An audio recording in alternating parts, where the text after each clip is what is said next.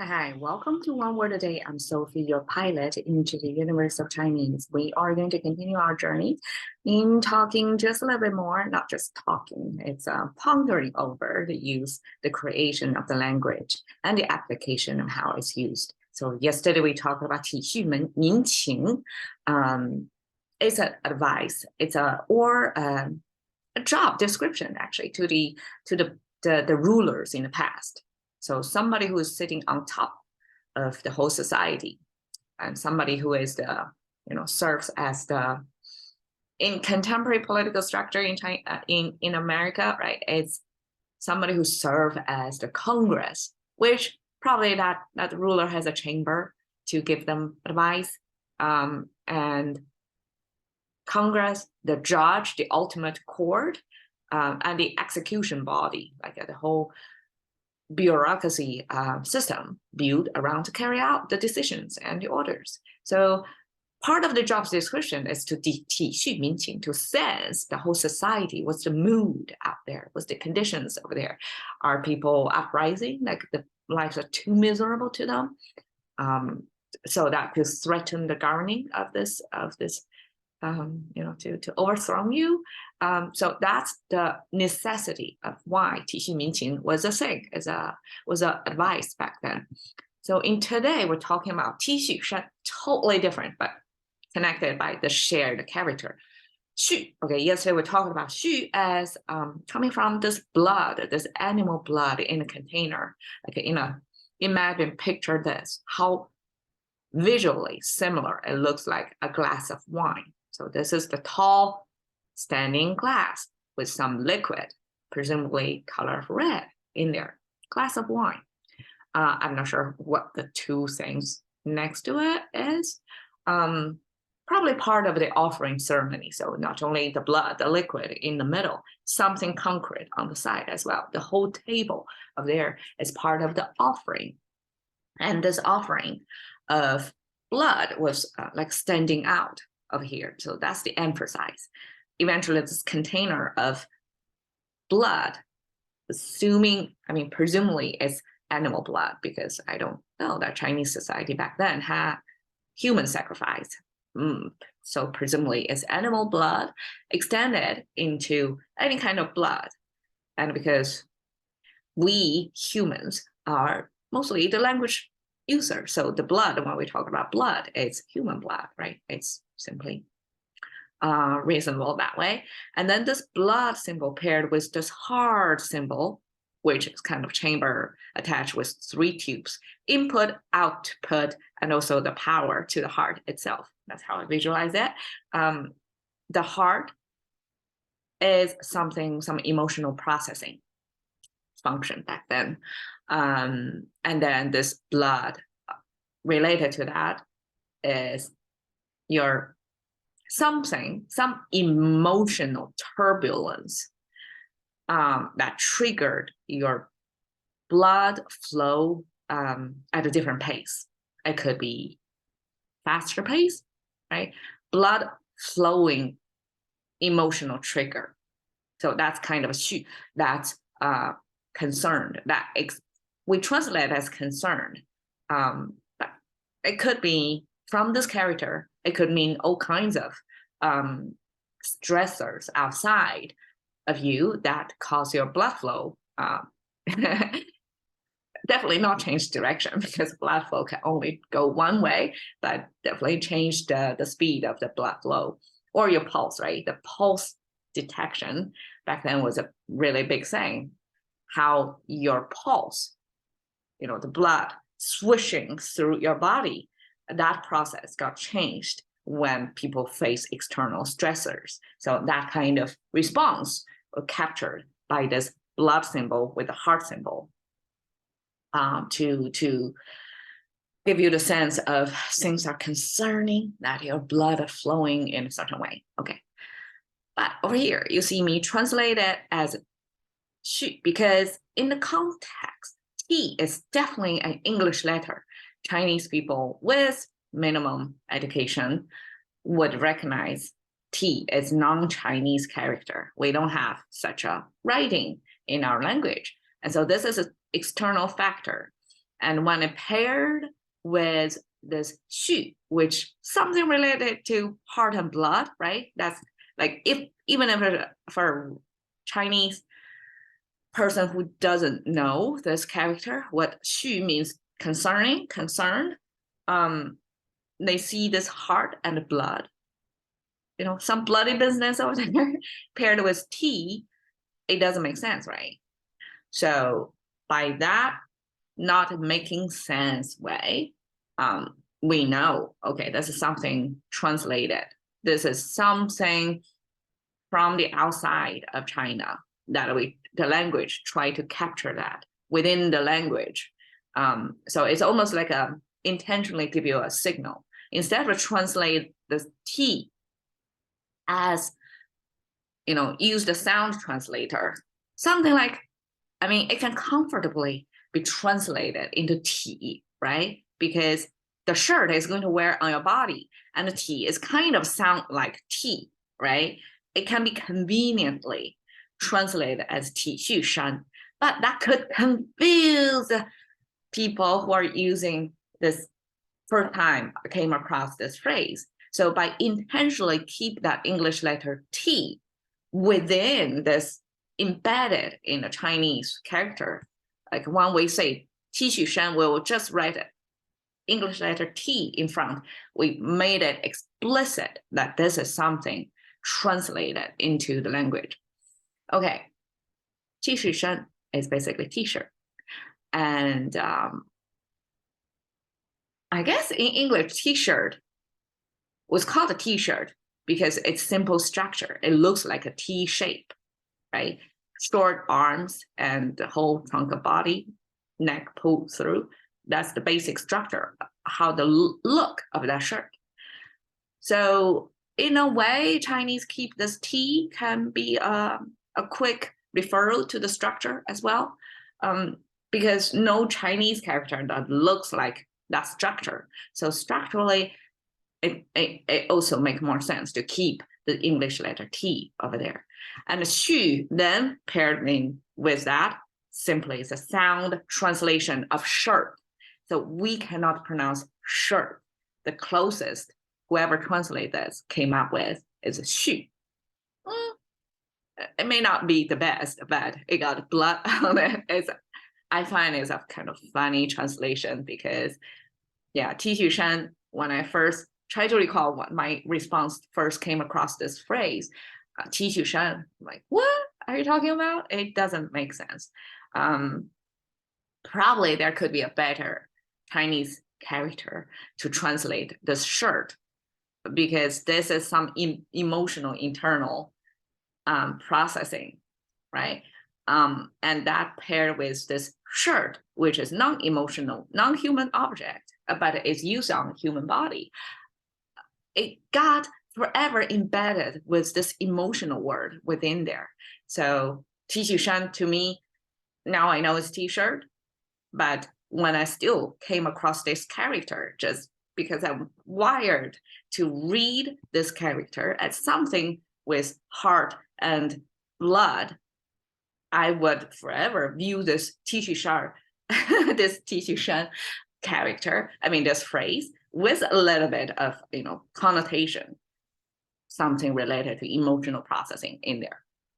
Okay, Shan, that's the generic term that this T Xu Shan was talked about. So for Chinese, first time came across this, we know it's imported. It's something not came from the Chinese culture itself. It's translated, and then just by the Shan itself, we can know, okay, it's type of apparel, it's type of piece of clothing, and thanks to that, and we can tell, okay, it's a upper body, it's a type of top, it's type of shirt, because Shan is shirt.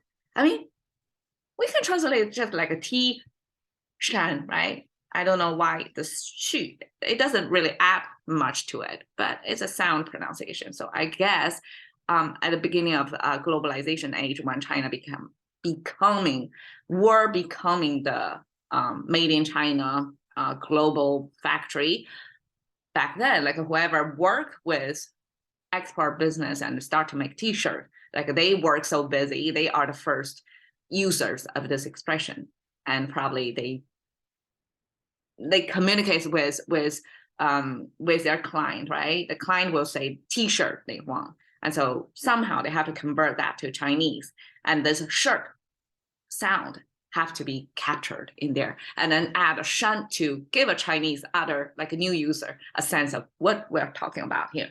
Okay, so this shirt came from clothing, and that's the front neckline, this kind of a wrapped neckline. And then here, okay, before I always think that means the hat, cone-shaped hat, but I'm having a second thought about that. According to some scholars, this actually means the back collar. So this is a front neckline. This shows the back neckline. That kind of makes sense too, because when people wear this type of clothing, very likely they're not wearing a hat. People who are wearing hat either, I mean, they spend a long time outdoor. So either they're travelers going far away, or they are farmers working in the field all day long. They need a hat protection. For most of the Chinese, at least the ones that we see, I shouldn't say most, because probably people who are working the farm field far outnumbered the few privileged ones who don't have to toil over the soil, right? And this symbol, if it's not a hat, it's a back collar, backside of the neckline, simply because that privileged class, they don't, I mean, besides the fancy gear, headgear to show their ranking in the government, girls, women back then, they wear fancy hair decoration. Yeah. To look charming or attractive, or increase their sex appeal.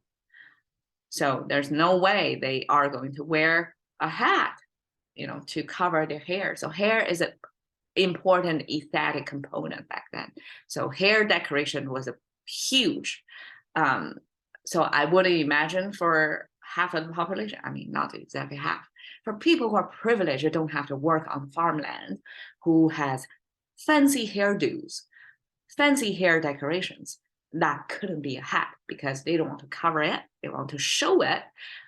So that in that line of thinking, and the language users mostly from that class, that privileged class who don't have to work by hand, they work by being literate, having literacy, being able to write and read, write, all that, right? And they probably, I mean, in a context of their smaller scale population, but bigger influence, so they are the mouthpiece, or the written record, the history recorder, or the language creator, language user. From that class, it could mean the back of the collar instead of the cone-shaped hat. Anyways, the 3 strokes over there means something decorative, because there's a repeated pattern. That's the most simple way to visualize. There are some patterns on it. So it's a decorative piece of clothing. So means it's external wear. I'm going to show you how. Okay, so I gathered what caught on, becoming more and more popular in recent years, of this retro clothing, to hundreds of years, of centuries back, going to the Han Dynasty probably 1500 years ago. So people back then dress in a certain way that's not applicable in contemporary living anymore, but in special occasions, like, okay, taking photos, posing in front of, I mean, influencers, right? That's a good, like, kind of costume. You wear historical costume. And this is a type of collarbone that's coming from the front neck wrapping. And you can see, I mean, if you go to the back side of it, right now we don't exactly see the back side of the collar, but it could be a kind of piece of a stiff fabric as well to retain the shape. And shunt is simply something decorated. You see, there's a second layer, which is white color. This white color is undecorated. It's kind of your undergarment closer to your skin, keep you warm, keep you comfortable. And also like you can easily take out and wash that. But the external decorative piece, you don't want to wash it frequently. That probably would ruin it to some degree, right? You don't want to wash the outside layer that much. This is for visual, for people to see. And the inside is for comfort, for you to wear and to wash. It serves more functional purpose. So the shan with the decoration is the external piece that get decoration on them, not the plain E. So E could be even more generic. So both decorated or undecorated could be fall under the category of E. But once you get the strokes, means this is decorative piece, is external wear, outer wear, so to speak. So outerwear. in English, outerwear means some thicker clothing that you wear to fend off weather, which also serves a function, like a jacket, right? That's your outer wear. But in Chinese ancient times, apparently this is more fancy clothing, and that's the type of outerwear. It's decorated wear, putting on the outer layer. Okay, so here I'm trying to show what is shan is about. And of course, like you can see, highly decorated. Chinese clothing like to decorate not only within, like a lot of embroiders within the big space of the fabric, kind of storytelling, like wearing a canvas on their body, but also along the edges of this. Edges of sleeves, edges of neckline opening, highly decorated, sometimes like that. So it's fun to look at historical wearing. And you can see these ladies holding different shapes of fan. So fan is a big part of the chamber amusement. I mean, I call it a chamber simply because most times women cooked up domestically. This by a lake, but most of the time their settings are within the household. You're not supposed to be visible. Like if you came from a family of class, a certain class, you're not working in the field, right? So you are not disciplined, right? You're required by societal habit that stay in-house. You don't get to be viewed by the outsiders. So whoever wants to view you have to go knock on the door, get into the household, into a yard, and then be able to view. So as somebody who is so cooped up, I would imagine they will be extremely shy when they do have interaction with outside visitors. So they are using this fan as a cover up of their face, of their shyness. And even when they smile or something, they would cover the face. I mean, that's my imagination. We don't exactly know what happened, but this, at least in 21st century, people, when we were imagining back then what happened, this fan, highly decorated in different kind of delicate shapes, were used as part of, almost like part of the costume to complete the look of presumably privileged high-class woman who can wear fancy clothes with several layers and who can hold the fan inside. Definitely, they don't need to get their hands dirty or wet. They have servants. So that's the contemporary. And these are the pictures I cropped from commodity website that who sell commoditize this ancient costume ideas to contemporary consumers. Like if you want to look fancy, to go back in history, of course, this is imagined history, wear some fancy clothes as if you're coming from a high class back then. Welcome, buy our piece. I forgot the pricing, but it was the same. So I'm using these photos to illustrate what shan is. It's the outer layer, fancy clothes. And I find it interesting that we use T shan to mean that, because shan eventually probably lost its fanciness, its decorative sense, because in contemporary living, like everyday us, we don't really get to wear that fancy clothes at all, right? So shan in the sense was a watered down version of outerwear, okay? It not necessarily get decorative, or imagine 'T 恤衫.